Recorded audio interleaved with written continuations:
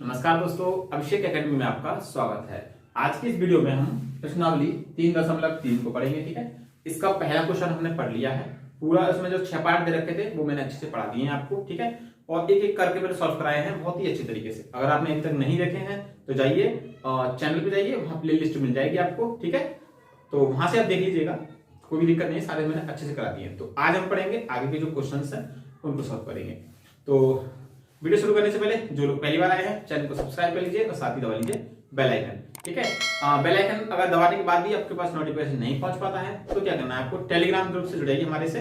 अभिषेक academy के नाम से सर्च मारिएगा, वहां वीडियो शेयर कर देता हूँ। क्योंकि अगर आपके पास नोटिफिकेशन नहीं पहुंचेगा तो वहां से आपको वीडियो देखने को मिल जाएगा। ठीक है, चलिए शुरू करते हैं। क्वेश्चन नंबर 1 के मैंने सारे करा दिए थे। क्वेश्चन नंबर 2 है। ठीक, कह रहा है दो समीकरण हमें दिए हुए हैं। देखिए समीकरण में लिख देता हूं, 2x प्लस 3y बराबर 11, 2x प्लस 3y बराबर का 11, और एक है 2x माइनस 4y माइनस का 4y बराबर का माइनस का 24। ठीक है, इन दोनों समीकरण से हमें क्या करना है, m का मान पता करना है। किसके लिए, y बराबर mx प्लस 3 के लिए। ठीक है, y बराबर mx प्लस 3 के लिए। अब एक चीज आपको ध्यान रखनी है, क्या ध्यान रखना है कि हमसे यहां से x y के मान निकाल के हमें यहां रखने हैं और यहां से हमें m का मान पता चल जाएगा। अब क्वेश्चन में आपने देखा होगा कि समीकरण तो हमें दे रखे हैं पर हमसे कुछ कहा नहीं गया। क्या नहीं कहा गया कि इस ये जो क्वेश्चन है इसको आप प्रतिस्थापन विधि से निकालिए या फिर किसी और विधि से निकालिए। ठीक है, जब तक आपसे ये नहीं कहा जाता कि प्रॉपर इस विधि से निकालिए तब तक आप जो आपको सरल लगता है उस तरीका से आप निकाल सकते हैं। ठीक है, तो हमसे नहीं कहा गया है तो हम क्या करेंगे, इसको सिंपल तरीके से निकाल देंगे। ठीक है ना, सिंपल तरीका क्यों, क्योंकि हमें दिख रहा है कि यहाँ पे एक जैसी संख्याएं हैं, यानी कि x जो है वो आपस में बराबर है, तो हम सिंपली इसको काट पीट के कर लेंगे। ठीक है ना, वैसे इसको विलोपन विधि कहते हैं। ठीक है ना, देखिए विलोपन मतलब विलुप्त करना। ठीक है ना, समझ में आ गए। देखिए ये पहला समीकरण था, ये आपका दूसरा समीकरण है। अभी यहां से जब हमें आपस में ये बराबर दिख रहा है तो इसको काट लेंगे, यानी कि ये माइनस हो जाएगा, ये प्लस हो जाएगा और ये भी प्लस, ये आपस में कट जाएगा। ठीक है, फिर आपको बता रहा हूं जो तरीका आपको आता है, जरूरी नहीं आप इसी से करें, आप प्रतिस्थापन विधि से भी कर सकते हैं। ठीक है, थोड़ा लंबा हो जाएगा, कोई दिक्कत नहीं है, फिर भी आपको नंबर पूरे मिलेंगे। और किसी और विधि से निकालेंगे तब भी आपको पूरे नंबर मिलेंगे। क्यों मिलेंगे, क्योंकि हमसे कहा नहीं गया कि प्रॉपर किसी विधि द्वारा निकालिए। समझ गए, तो जो आपको सरल लग रहा है इस क्वेश्चन में तो उसे अप्लाई कर दीजिए। तो मैंने क्या, x बराबर है तो इसको मैंने साइन चेंज करके काट लिया, ये कट गया, यहां बचा आपका प्लस प्लस हो गया, तो 7y बराबर ये प्लस हो गया, ऊपर प्लस है तो 24 और 11 हो जाएंगे आपके 35। ठीक है, तो ये 7 से कट जाएगा, 7 पंजे 35, तो y की वैल्यू आ जाएगी आपकी 5। ठीक है, चलिए अब इस y का मान समीकरण आप किसी में भी रख दीजिए, आप यहां रख दीजिए, एक में रखने पर। ठीक है, यहां से जब रखेंगे तो क्या आएगा आपका, 2x प्लस 3y बराबर 11। हमें निकला है y का मान, तो 2x प्लस 3 गुणा 5 बराबर 11, 2x प्लस ये हो जाएगा 5 के 15 बराबर 11। इसको इधर ले जाइए। ठीक, तो ये हो जाएगा आपका 2x बराबर, ये माइनस का हो जाएगा तो 4। ठीक है, और x बराबर आ जाएगा माइनस का 2। ठीक, जब मैं इसको काट दूंगा तो ये 2 बार कट जाएगा। ठीक है ना, तो x की वैल्यू -2 आ गई और इसकी वैल्यू आ गई आपकी 5। अब x और y के मान हमें क्या करना है, यहाँ पे इस वाले का भी यहां रख देना है और इस x का भी हमें यहां रख देना है। ठीक है, जो समीकरण 3 था इसमें हम रख देंगे, तो यहां से हमें m का मान पता चल जाएगा। तो देखिए y की वैल्यू कितनी थी, 5, और m गुणा x की वैल्यू कितनी थी, -2 प्लस 3। ठीक है, अब देखिए 5 बराबर -2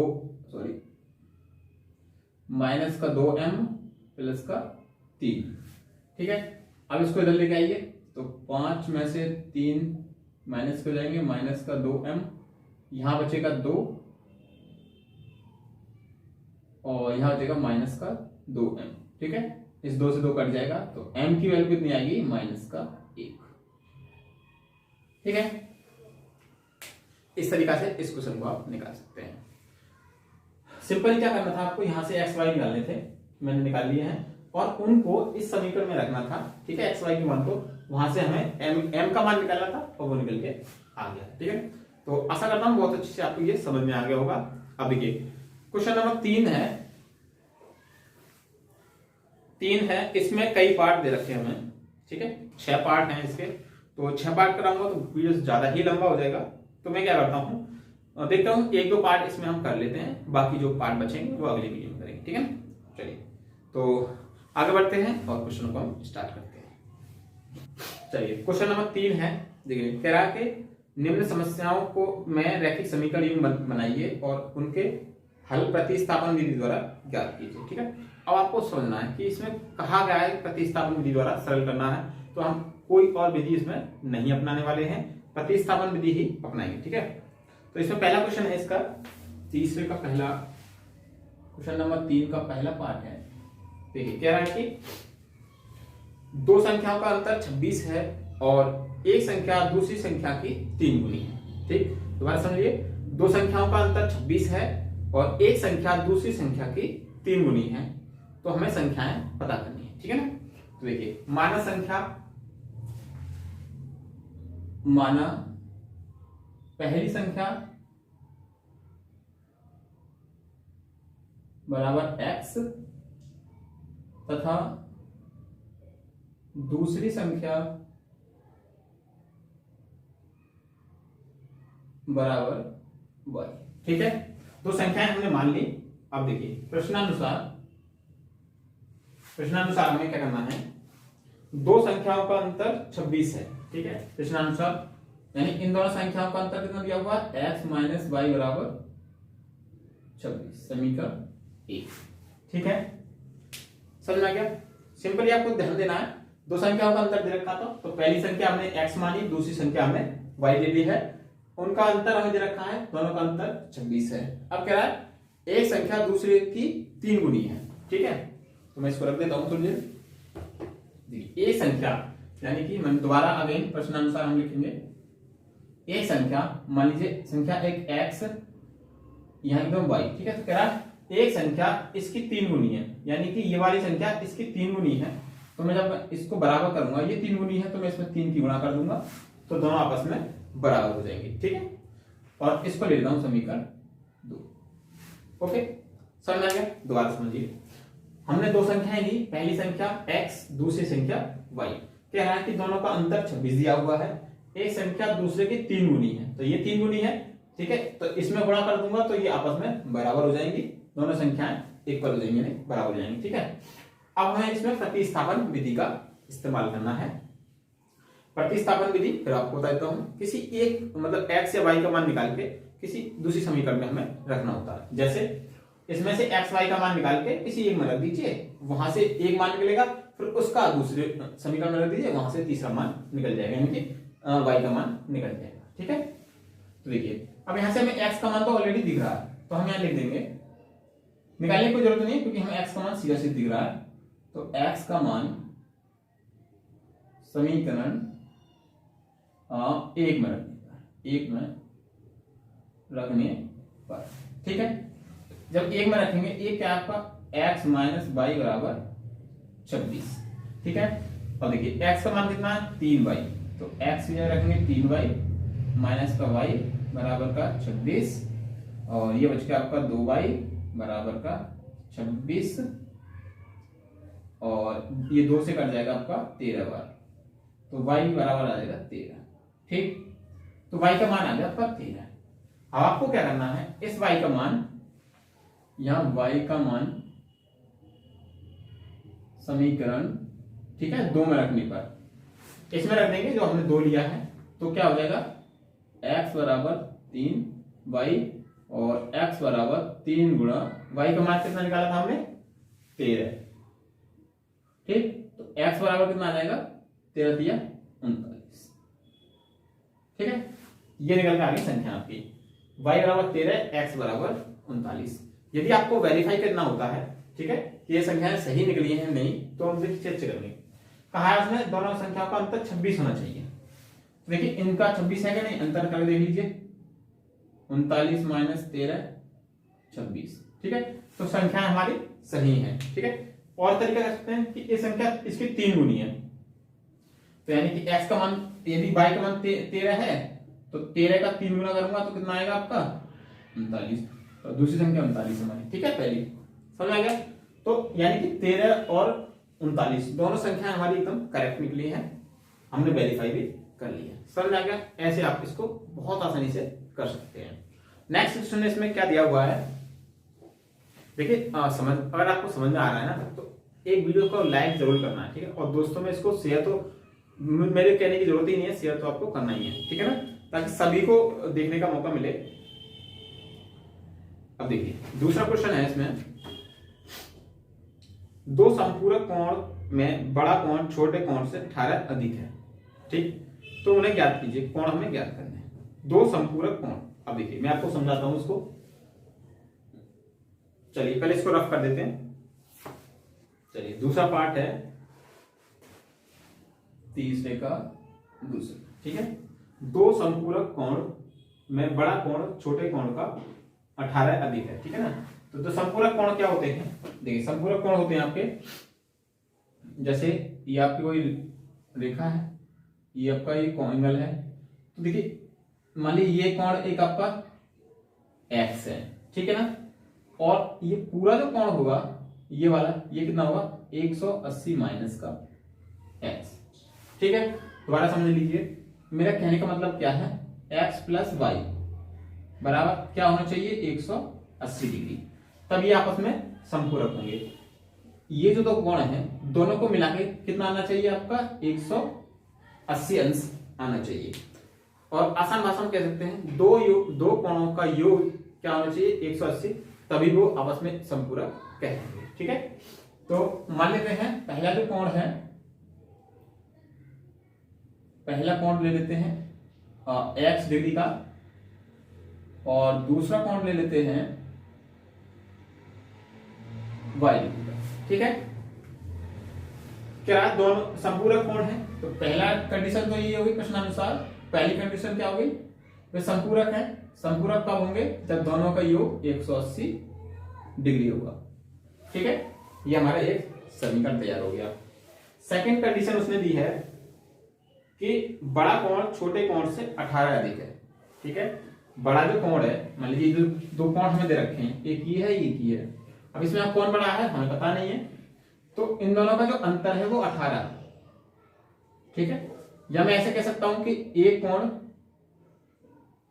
18 ज्यादा है दूसरे कोण का, ऐसे भी कह सकता हूं मैं, बात तो एक ही है, ठीक है ना। या तो इनका अंतर 18 है, या फिर ऐसे भी कर सकते हैं, तब भी एक ही बात है, ठीक है। तो मैं इसको लिख दूंगा x बराबर y प्लस 18, ये आपका दूसरा समीकरण बन जाएगा, ठीक है ना। फिर समझिए, एक बार और समझिए, डाउट बिल्कुल मत रखिएगा, ठीक है, समझिए दोबारा से।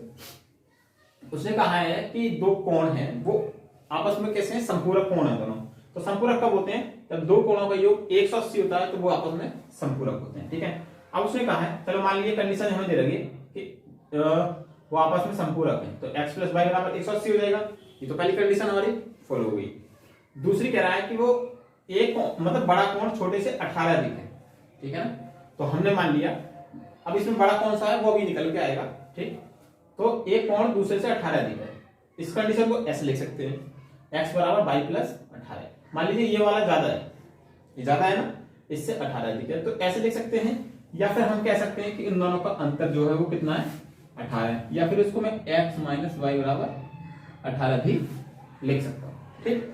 दिक्कत वाली बात कुछ भी नहीं है इसमें, ऐसे कर लीजिए या फिर ऐसे कर लीजिए, ठीक है, समझ में आ गया। चलिए अब इसको प्रतिस्थापन से करेंगे, तो x का मान हमें पहले ही बना बनाया मिल गया है, तो हमें कुछ ज्यादा करने की जरूरत है नहीं। तो क्या करेंगे, x का मान समीकरण 1 में रखने पर, ठीक है, समझ में आ रहा है ना आपको। ध्यान से सुनते रहिएगा, मैं जो कह रहा हूं समझने की इसको कोशिश करिएगा, ठीक है, तभी आपको अच्छे से समझ में आएगा। तो x का मान हम जब इसमें रखेंगे तो x प्लस वाई बराबर 180 और x का मान कितना है y प्लस 18 प्लस का y बराबर 180। ठीक, x का मान हमने रख दिया, ये आपका x का मान है। अब देखिए y कितना होगा 2y, इस 18 को ले जाएंगे तो 180 माइनस का 18 और 2y बराबर हो जाएगा 180 में से जब 18 घटाएंगे हम तो कितना बचेगा और 158। ठीक है ना, सॉरी 158 नहीं 100, ये बचेगा 62। ठीक है, ये 70 हो जाएगा 80। ठीक, 162 बचेगा और 2 से मैं जब इसको काट दूंगा तो ये बचेगा 81। तो y का मान कितना आ गया 81। ठीक, अब y का मान हम क्या करेंगे, इस y का मान यहां से उठा के यहां रख देंगे। ठीक है, इस y का मान यहां से उठा के यहां रख देंगे। तो ये क्या है आपका x बराबर y प्लस 18।